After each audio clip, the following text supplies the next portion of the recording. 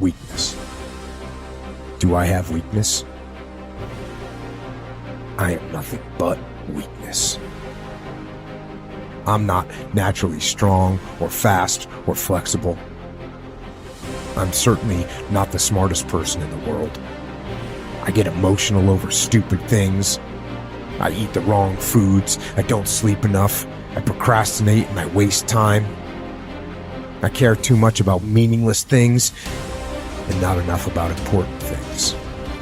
My ego is too big. My mind is too small, often trapped inside itself.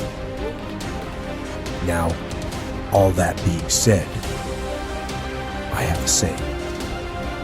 A person's strength is often their biggest weakness, but their weaknesses can become strengths.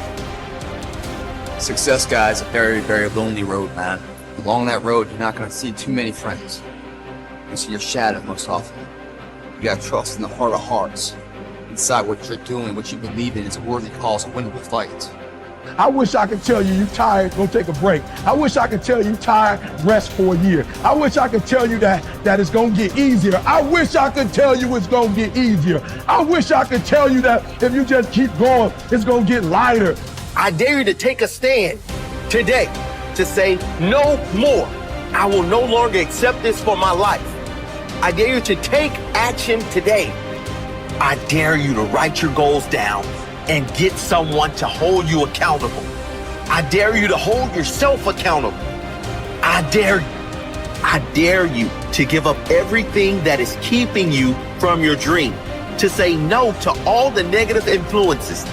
I dare you to pick up a book instead of a drink.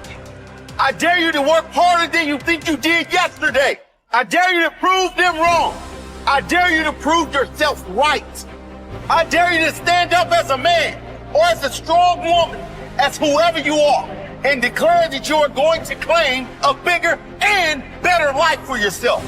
When you get to the point where enough is enough, when you get to the point where it hurt real bad, when you get to the point when it's over, when they're tired, when they're frustrated, when they're ready to give up, when they spent their last dime, that's when they get started.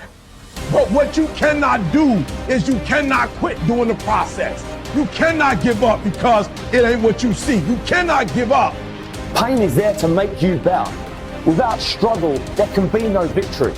And let me tell you, when you've been through pain, when you've fought for where you are, you ain't gonna let anyone take away what you got. When you've earned it and paid your dues and suffered and failed, been hurt and been down, and you get back up, when pain and struggle comes to face you again, you look it in the face and stand it down. Because you've been through too much. You're too strong now. Everything that has happened to you up until this point has made you who you are. And it will continue to mold you into who you will be. How do you overcome the suffering of life? Is be a better person. That's how you do it. Well, that's hard. It takes responsibility. And I think, if you said to someone, you want to have a meaningful life? Everything you do matters. That's the definition of a meaningful life. But everything you do matters. You're going to have to carry that with you. Or do you want to just forget about the whole meaning thing and then you don't have any responsibility because who the hell cares? That you can wander through life doing whatever you want, gratifying impulsive desires for how useful that's going to be. And you're stuck in meaninglessness, but you don't have any responsibility. Which one do you want? Well, ask yourself, which one are you pursuing? And you'll find very rapidly that it isn't the majority of your soul that's pursuing the whole meaning thing, because, well, look what you have to do that. You have to take on the fact that life is suffering. You have to put yourself together in the face of that. It starts with yourself, man. You gotta start diving into those things that you're afraid of. You don't gain confidence by going to the spot that makes you feel good. It's gonna be a false reality. And the second life gives you that challenge, all you want to do is go back to what made you confidence or what gave you confidence. Is that happy spot? No. What gives you confidence, what gave me confidence, was spending years at a kitchen table trying to learn how to read and write on my own. Realizing I can't learn the way you learn. I can't. But I can learn. What gives you confidence, not being afraid, is overcoming the fear. I used to stutter severely bad. So right now, I don't know how many people are gonna watch this. You know what gives me confidence? Is knowing I no longer care if I sit here and start stuttering again. That's what gives me confidence, is facing these things, overcoming them. And maybe not overcoming them every day, but facing them. And facing them, facing them. Pretty soon like this, oh man, this is where it's at. It's not in that comfort zone. It's in the discomfort zone is where my confidence is getting built. That's where it's getting built. But people want they want an easier answer. There has to be an easier way. It's not. I'm sorry. I searched for it my entire life. I did. I lied. I did everything. And I still felt empty. I walk around with a backpack with all my stuff with no car. And I walk around happiest person in the world. Have nothing. Happy as hell. It's because I found out the whole key to life. It's not in all that. Have to face yourself. So many people live to be 100 years old and they die miserable, having everything, because they never examine. I call it my live autopsy. You never examine this. Happiness, peace, enlightenment, it's all up here, man. It's all up here.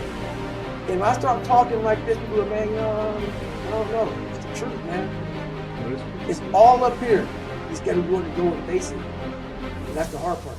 Attitude is a reflection, a result of a person's will. It is incalculably powerful. It can bring about marvelous results for us, but we need to train it patiently, day by day. Now let's talk about the attitudes of people who are successful.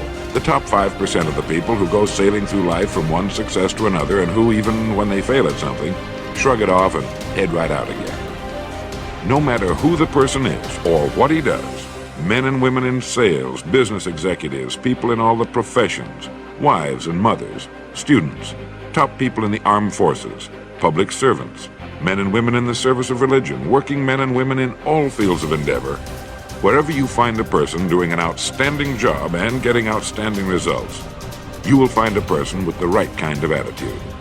These people take the attitude toward themselves that they can accomplish what they set out to accomplish, that there's no good reason on earth why they can't be competent, successful. They have a healthy attitude toward themselves and, as a result, toward life and the things they want to accomplish.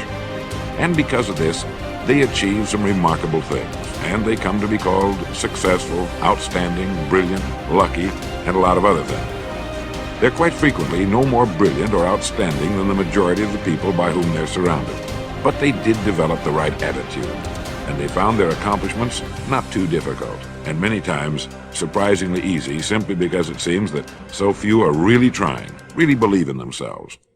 Successful people come in all shapes and sizes and in widely varying degrees of intelligence, background, and so on. But they all have one thing in common.